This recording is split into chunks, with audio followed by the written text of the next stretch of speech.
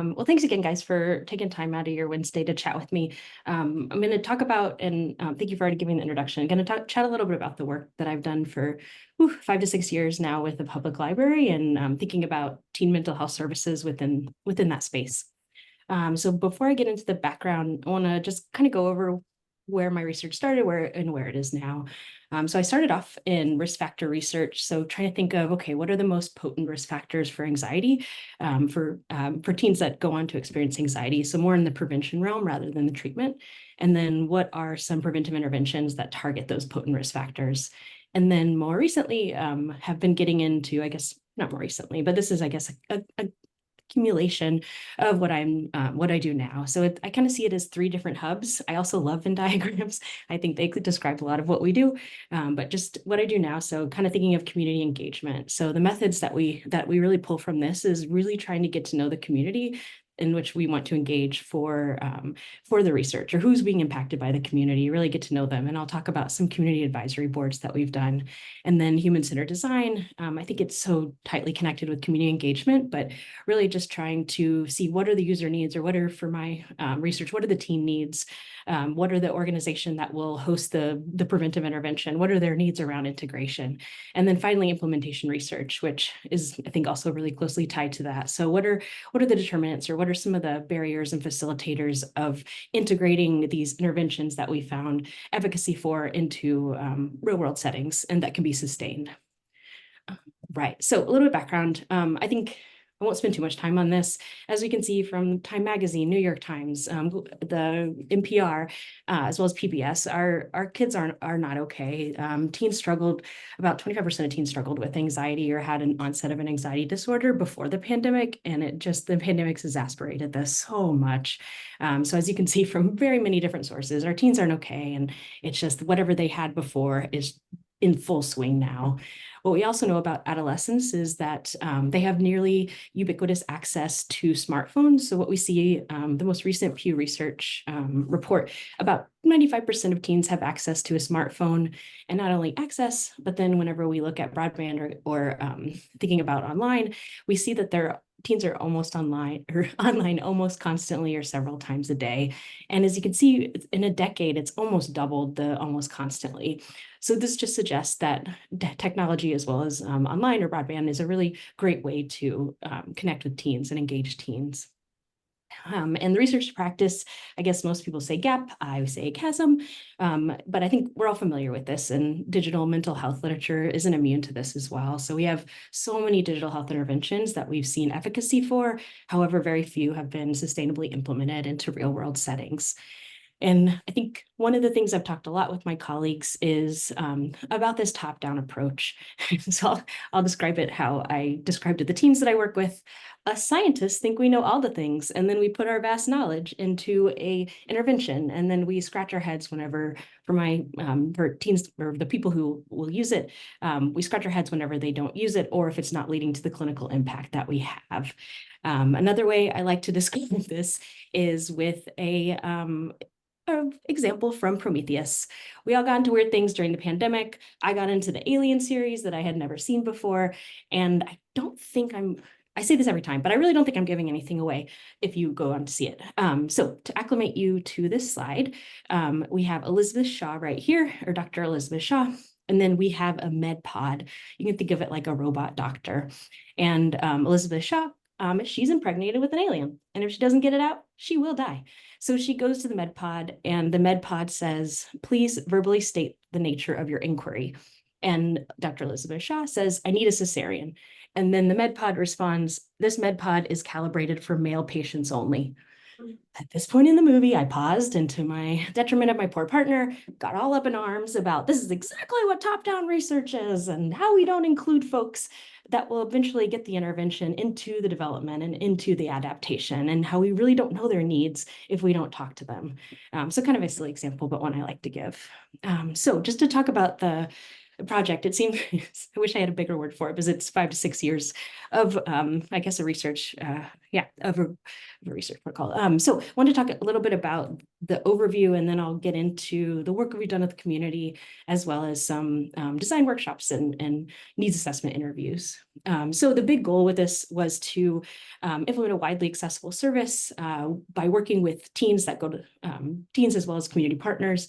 And then the big goal is for it to be sustainably deployed in a community organization who serves underserved youth. So I usually get, why the library? Because that makes sense. I don't really think of it in this way either. What's been pretty cool, or what I would say is cool, nerdy cool, is within the past, I guess, decade, the ALA, or American Library Association, has really taken a shift to have a priority of social services and providing those social services to patrons. So this came out, gosh, I mean, at this point, 6 years ago, but homeless people in the library, Chicago suburban libraries turned to social workers for help. And this was in the Chicago Tribune. And I really like this quote from the library director.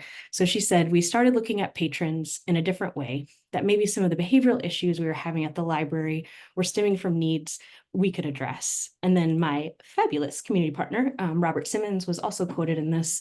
And what he said was, libraries are finding there are just more and more socially isolated people using their facilities. They really are requiring more than just traditional services.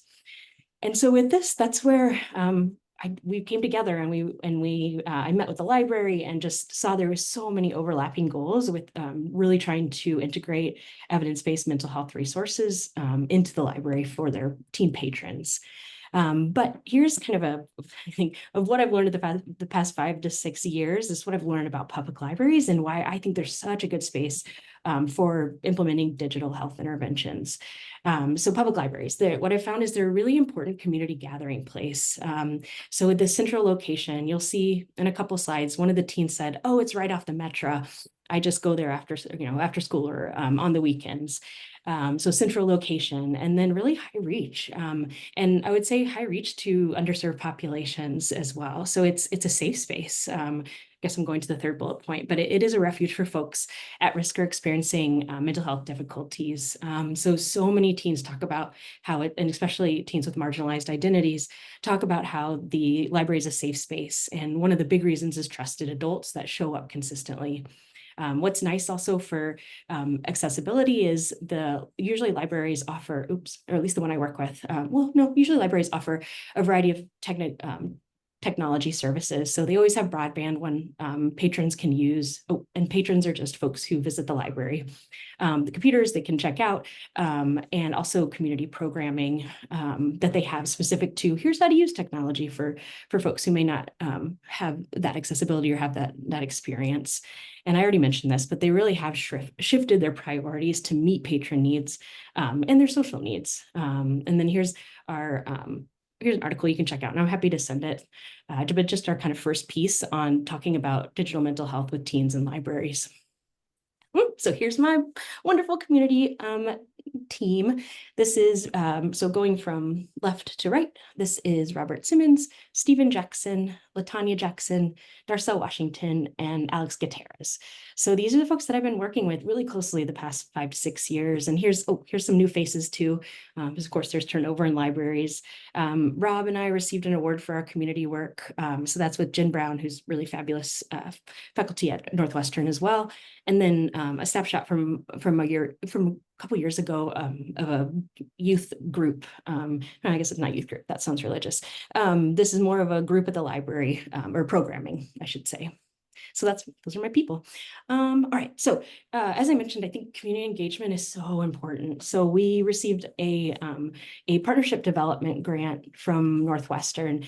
And what we were really interested in was making sure, again, that we know the community, and I feel like as a scientist, we usually take a deficit perspective of, oh, okay, what is wrong with this community? How can I come in as a researcher and help that? So we really wanted to take a strengths approach as well of, hey, what do you love about your community? What are some strengths? So what we did was form and convene 2 advisory boards, and also had paid teen investigators to generate questions and then honestly facilitate all the community advisory boards that we had. And then we were able to, through this, and I'll go through it, also have some community facing materials. And then another big thing was I really met a lot of community gatekeepers and earned their trust. All right, so moment of truth on the video, but here you'll hear from Kalei and Sai, the two fabulous teen investigators, but go like this or let me know if you can't hear it. Hi, my name is Kalei Clark. I'm 18 years old and I'll be attending Bradley University in the fall, and I am one of the teen investigators in this project. Hi, I'm Saida or Sai Rucklutner, and I'm the second teen investigator in this project. I'm 18 and I'll be a freshman at Dillard University in New Orleans in the fall. I have been an active member of many library programs, including the Teen Summer Volunteer Program, the Mural Project, and the Living History Project. Both Sai and I got involved with the Teen Advisory Board at the library through another program called the Living History Project. Living History is led by a longtime social justice and human rights activist, Billy Books, or Billy Che Books. We got involved with the advisory board when Dr. Ashley Knapp asked us to help facilitate the teen relations of the research study after participating in it. Our role was to relay information from the meetings back to Dr. Knapp. We partnered with Dr. Knapp to make this investigation more accessible to the community and the teens who are the focal point of this investigation. As the first teen investigators for this project, we have shaped the role and responsibilities. Some of these roles included choosing teen and adult board members from the community, generating questions for the meetings, and facilitating the group.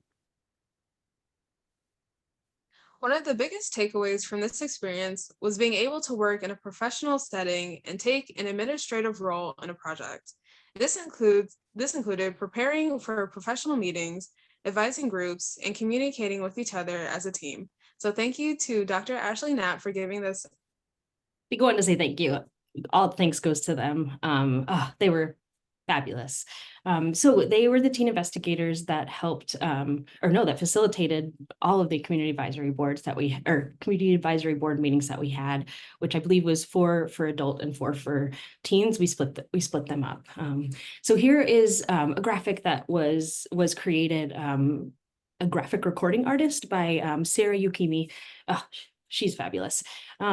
So this is just kind of the takeaways. And also I found it so helpful in order to show back to the community what we learned from them, but so many times we don't do that. So just to point out some of the high points. So when talking about strengths, the youth were like, we are the strengths. We are the strength. We have lots of passion. And then also talked about how the elders in their community hold so much wisdom. So they're also a strength. I made sure we over-indexed or over-recruited for BIPOC teens because I think we don't hear from them enough.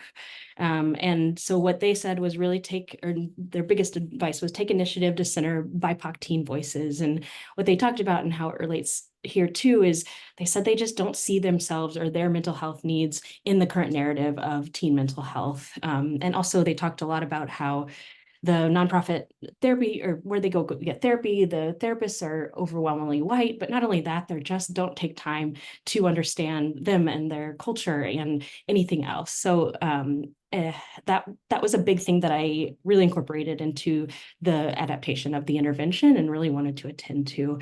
And teens, they are just honest. So they said I love resist performative commitment and to racial justice and do the work. I love how they push us. I think was there anything else? Oh, and then this, it always seems obvious, but I think it needs to be said. As adults, really gatekeep these mental health resources as well. So teens usually have to go through teachers or their parents or their doctor or the library teen folks or the folks that work with teens there. So it really is usually gatekept with adults. So I learned so much from the teens. And then the adults, of course, weren't as honest, but they were, not as honest. They didn't talk about things that we should do better, even though I baited them. So what they talked about strengths community was actually the library and green space that they have. And they also talked about what about teens who don't want their info to be shared publicly? So kind of what are we going to do with the data? And so just got so much feedback from this and as well as the teens on, okay, before we even start research, who's the community? How can we gain trust? What should we really focus on whenever we're doing this kind of work? And it was fun. And I should say in the video, they mentioned living history and they talked about that so much. That's when the pandemic hit is right when my case started, or this grant. And so I joined them every Wednesday at 7 for living history. So that's really how I got to know Cy and got to know Calais and the other teens, was going every Wednesday at 7 p.m. Online digital for this living history, or this group. All right, so going to go through or kind of talk about what did we learn from the library workers, because this was a new space for me. I've never worked with libraries. I really wanted to know what is the infrastructure, what are their needs. So I interviewed 17 library workers, and it was all across the gamut. So it ranged from the teen service workers, so people that work directly with teens at the library, trustees, directors, managers, librarians, of course, special areas of practice. So really from folks with boots on the ground to those that are higher up, kind of thinking of the overall goals and priorities. So I just talked about roles, or asked them about roles, workflows, and then also kind of their preferences for anxiety tools for teen patrons, because that was the mental health focus, was anxiety. What we did to analyze this was using a implementation framework called CFIR, or Consolidated Framework for Implementation Research, in order to code their data or their transcripts, and really got at, okay, what are the determinants, or what are the barriers and facilitators of pre-implementation of the digital intervention in novel settings, but specific to the library in this sense. So it's a pretty tight-knit community. I didn't want to give the demographics for just the 17 library workers, but here's kind of as a whole, the 128 library workers that are employed. So about half identify, or about 56% identify as white, and about a quarter African American. And we also have representation of Hispanic and Latino folks, as well as more than one race, folks with more than one race, as well as Asian American. The gender identity, we had a little bit of representation with folks that identify as non-binary, but primarily female was the sample. Yeah, so as you know, qualitative data, so much data, but what I'm going to do is just talk about the facilitators that came out, kind of the top ones, and then the barriers. So implementation determinants, facilitators, it's a fancy, I think determinants and facilitators, it's a fancy word for just saying, okay, what's already at the library, in my case, that will help us implement this digital intervention. So what I learned was, within the inner setting, the library workers, kind of the overall goal is to serve as a conduit in connecting patrons to service and resources. So integrating a mental health resource really fits well with the goal of what library workers do. Again, we already talked about this, but the availability of broadband computers, especially for teens that share, let's say, a cell phone with their brother or their mom or dad, or don't have constant access to the internet. We also learned high compatibility between the library research team. We're both very, very invested in the mental health of teens, and really trying to connect teens with marginalized identities, in particular, to those mental health resources. Then the outer setting, what I really learned too is what a strong network libraries have, both with local external organizations. So they work closely with the Parks District. They work closely with the schools down the street. They also have many connections to free community mental health clinics. So they actually have a social worker, Mr. Robert Simmons, who you saw in a couple of slides back. He is a licensed social worker.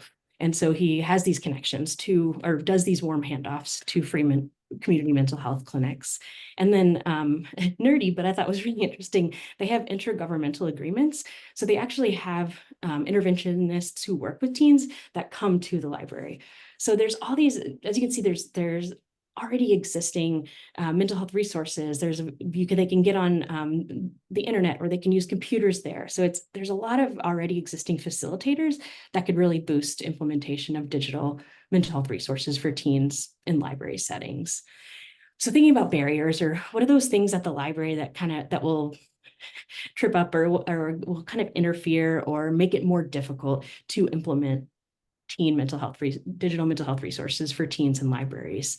So some of the programs we learned were not designed to meet the needs or further marginalize historically underserved racial and ethnic teens.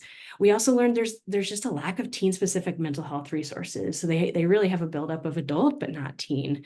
And then also the stigma and confidentiality. So around teens seeking mental health resources. So there's the stigma in itself of speaking up and trying to get help for one's mental health or teens' mental health, but also thinking about how to navigate caregivers and do they need to be contacted prior and things like that. So really things to think about. Then when thinking of the domain of characteristics of individuals, I found it really fascinating with library workers.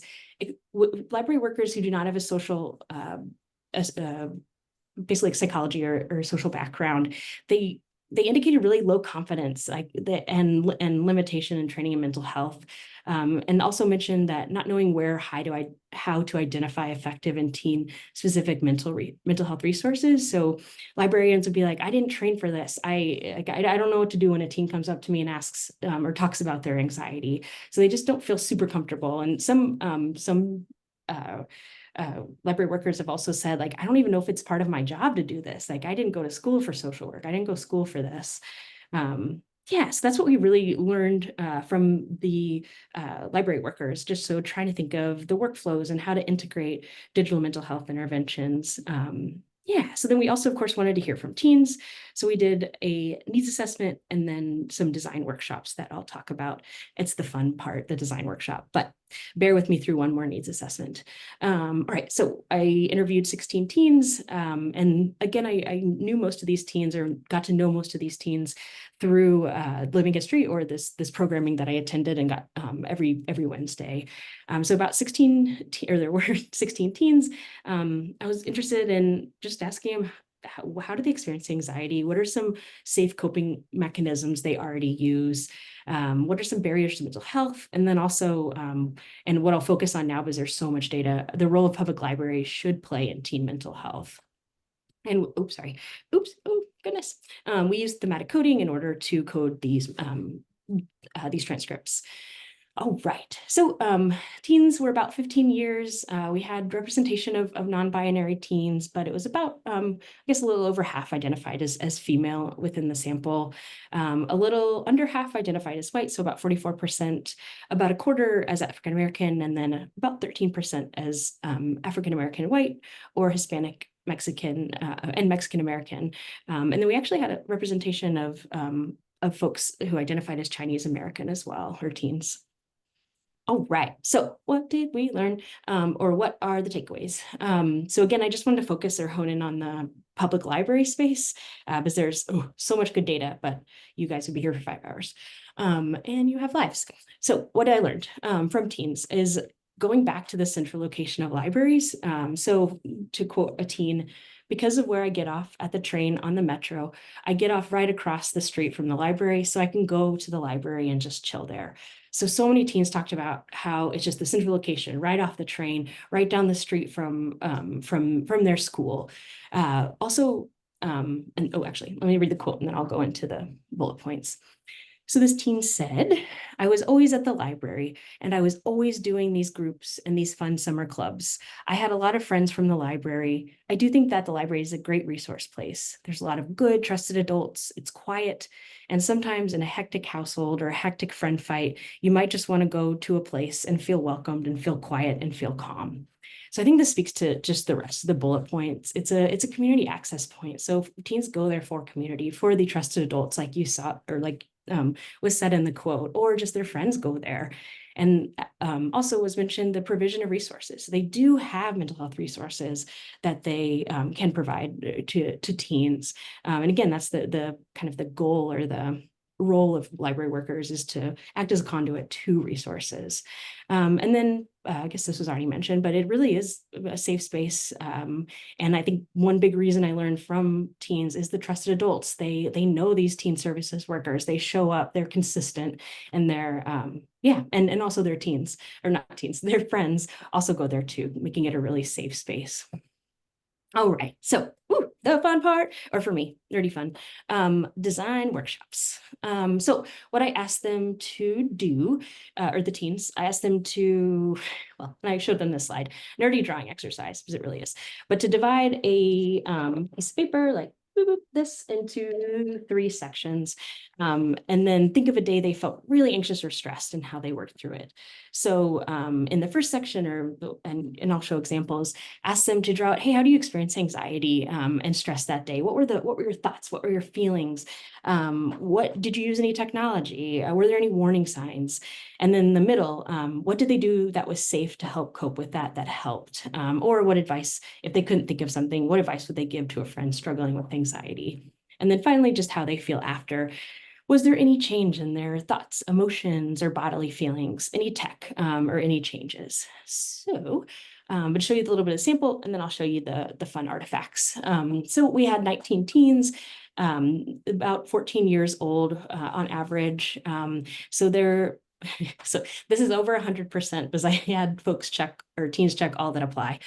So if the math is like what, but what we saw was there was about equal representation of teens who identified as white as well as African American, and then about 21% of teens identified either as Hispanic, Latino, or Asian American, and then we also had representation of Native American or American Indian and Alaskan Native. As you can see, we had a little less of a representation of teens that identify as non-binary and still primarily female group. And then for folks who don't work with teens are very bad at saying what their salary or their parents' salary is, or kind of what their household income is. So a good way to get at the SES is to ask them if they qualify for free or reduced lunch. So we had a pretty good sample of folks who do qualify for free or reduced lunch, or kind of getting at that lower SES or folks that experience lower SES. And then we had a pretty good representation of teens who also identified with LGBTQIA plus identities. All right, the fun stuff. Okay, so here's some of my favorite examples.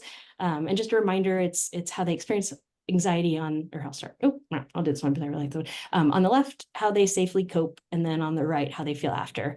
I love the squiggly of the red. I think this is such the perfect description of anxiety. Well, really all of it. So they, as you can see, they all kind of took their different way. Some of them did just pictures, some of them did pictures and text. And I'll go through the one that had both pictures and text. So this person, what the picture is them standing up really at a really high building looking down. How I go through anxiety. I get an odd chill and feel like I'm up somewhere high about to fall. If it gets to the point of an attack, I can shut down and lash out. Also very fragile and jumpy. So then what do they do to kind of make themselves feel better, or how do I deal with anxiety? Headphones with music, obviously, I think is a short one for that one. I'm not as cool as the teens. If headphones or music aren't available, I fidget with my clothes or anything available. In my own time, it's always music or my favorite shows. Like there's this one specific episode in my all-time favorite show, Just Distractions. I realized at a later date that I think these are undies, but it made her giggle, and it helped helped her work through anxiety. And then, believe it or not, this is actually a Jimmy John's depiction where she is ordering and this is the Jimmy John's person or working. How I feel after anxiety. If it's extreme and late, I'll probably pass out from exhaustion. Normally, it's like nothing ever happened, and I'm like to get something to munch on. So that's the Jimmy John's. Can I please get blah blah blah blah? Let me see how we do in time.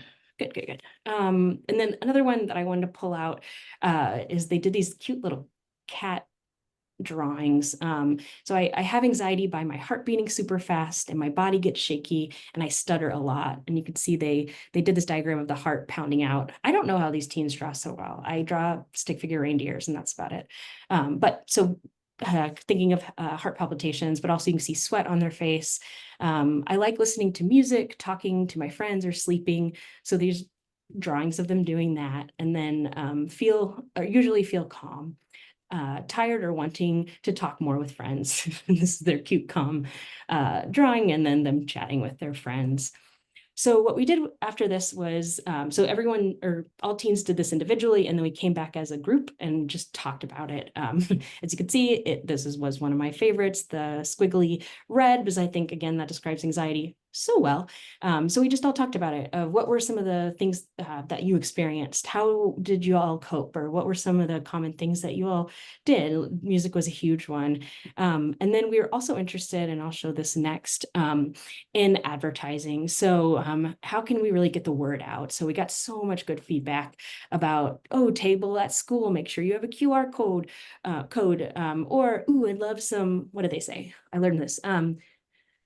Because I say swag, and they said that is so old. No, it's merch. That's what it was. So they would love merch like t-shirts or hoodies with the graphic that I'll show you. So we got such good feedback with that in recruitment. So we showed them this. I'm working with a designer in India named Simrandeep Kaur. She is fabulous. So she created this, but the blue was creating Canva. And as we know, teens are brutal. They hated the bottom left. And as you can see, they said that, and we put it here. But they really liked these different designs. So sleek, simple, unique color scheme. They really liked the honeycomb. That's what they said they would really like on we can do this, merch, not swag. Yeah, and just gave really fabulous feedback. So what we've been doing, or where we are now, is we just completed the field trial, and we're about to kick off the actual pilot trial next month. But this is where our amazing designer Simrandeep has just taken off. So this is what the landing website looks like to the intervention. And then she just got us some cool merch, not swag. I really am trying to change that, but it's not working. Yeah, so if I were you, I'd be like, whoa, that's a lot of data. Can you please help summarize? And then also, how are you using this data is what I would be curious about. So public libraries, I think bottom line, central location, and teens go to libraries. It's a safe space for them. There's trusted adults. And then also what I learned from library workers is they serve as conduits. So they really try to bring resources to the community. So it's a really beautiful fit between what we're trying to do as a research team and what libraries try to do, in the sense of we help create those resources and help bring them to their attention. And again, a very promising space for mental health tools for teens, since we're seeing that shift in the US of really focusing on patrons' mental health needs. And then in the sense of what are we doing with this? So the real anxiety experiences, we're using that as examples throughout the intervention, as well as incorporating the coping mechanisms that they're already using and that are successful. And then we've used all their feedback on the logo and design. And what's kind of cute is, so we just finished our field trial, and one teen who had seen what we had done before opened up the intervention and saw the bee designs or the hive designs. They're like, oh, you listened to us. That's so cool. And I would be like, oh, we always should listen to you, but it's great feedback. And also, oh, that's what it was. They also talked about highly incentivized awards.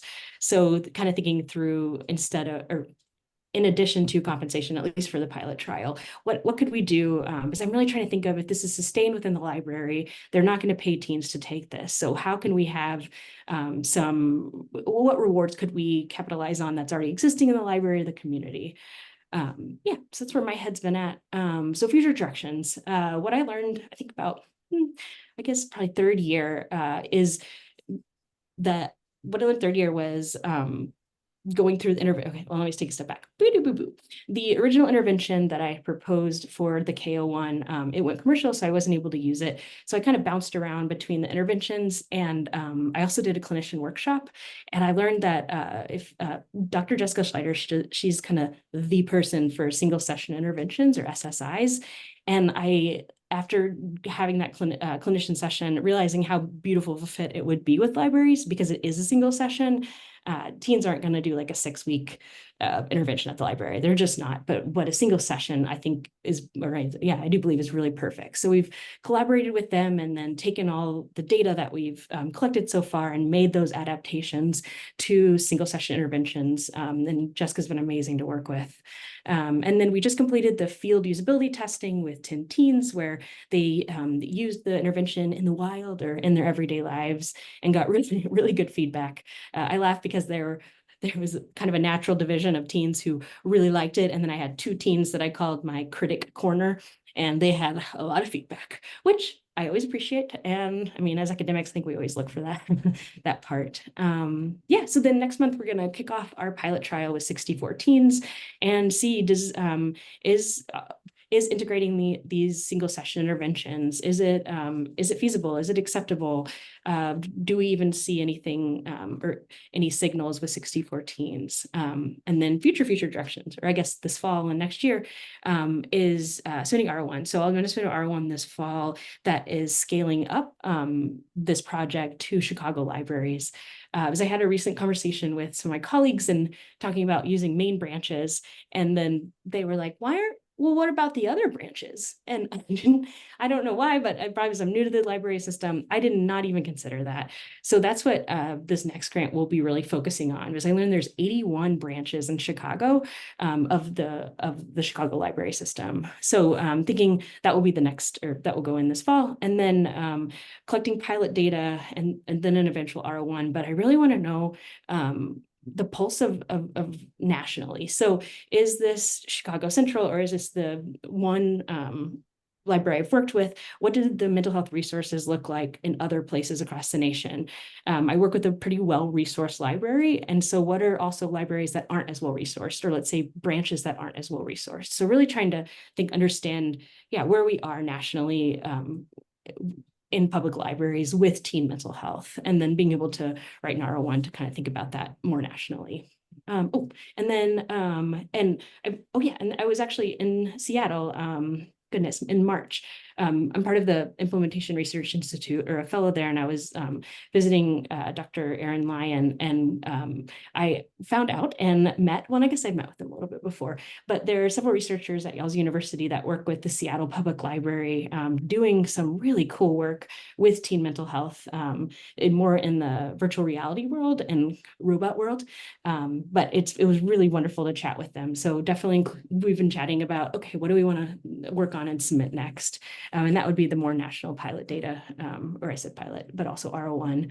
One of my colleagues is in Eugene, so they've talked to the Eugene Public Library, and yeah, just to kind of get the ball rolling with at least the national scope.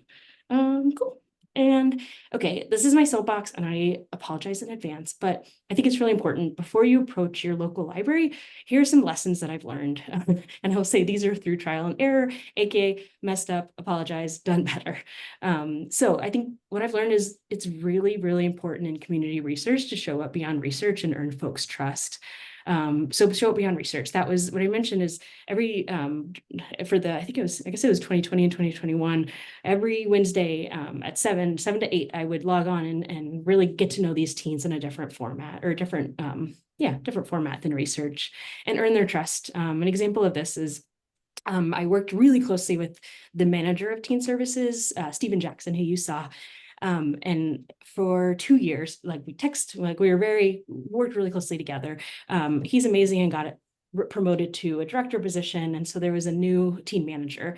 And in my little brain, I was like, oh, I've already earned the trust of Stephen. I'm sure I'll earn the trust of the new, or I'm sure I already have the trust of the new manager, which was LaTanya Jackson, who you saw as well. And no, I had to start at ground zero again and get to know LaTanya, get to know what her view was and what her on research and how to integrate it. So I think that was helpful for me of like, oh, of course I need to earn the trust again, even if it's the same position. And trying to think, for broadly, but again, before you approach your local library, attend and volunteer for local community events. You just learn so much, and you really get to know the community. I went yesterday with one of my team members just and hung out at the library with their teens and with the teen services workers. And it's fun, so I feel a little bit selfish on that part. But I think it's so important for the community to see us in different realms than just research, and push back against our top-down tendencies. We do know a lot. We've been trained, and I think we need to humble ourselves and really prioritize and honor the amazing feedback and the amazing perspective that communities have, and really think like we've had this research to gap for a very, very long time. So I wouldn't say that public libraries are the answer to all of it, but I do think it's a really promising space in order to help bridge that gap, but then also really listening to folks, I think too, in that human-centered design. Own past harm research is done. I think all communities around research institutions, harm has been done. In particular, Chicago has experienced, especially marginalized communities in Chicago have experienced a lot of harm that us researchers have done. And so what I try to do is I open that, especially community advisory boards, I open with that and just apologize, even if I haven't done the harm. And I did get pushback, rightfully so, of, well, what harm has been done? I was like, oh, this is great. I should know what harm has been done when I'm apologizing for it. And some of the harm that I've realized, or what I've learned is, especially when it comes to mental health, we take their anxiety stories or we take their trauma stories, give them very little money, and then we benefit so much and they feel just left with a little bit of money. So it really uneven, and the power imbalance. And then share resources. I think just share resources with be able to share back resources. This is what it was. Again, I think the graphic recordings are so beautiful to be able to show back to the community. I've also been thinking or working with a team that they recently did an art show where teens created art based on different articles or different research that's been done, so that it can really show back to the community what the research we're doing, what we learn from them in future directions. Cool. So that thank you so much. That's in my talk, and I'd love to chat with you guys. And of course, many thanks to you guys for listening to the Oak Park Public Library. My research team is amazing. So huge thanks to them, as well as our funding mechanisms. Yeah, and hit me up on Twitter. Always love new people, and that's all I got.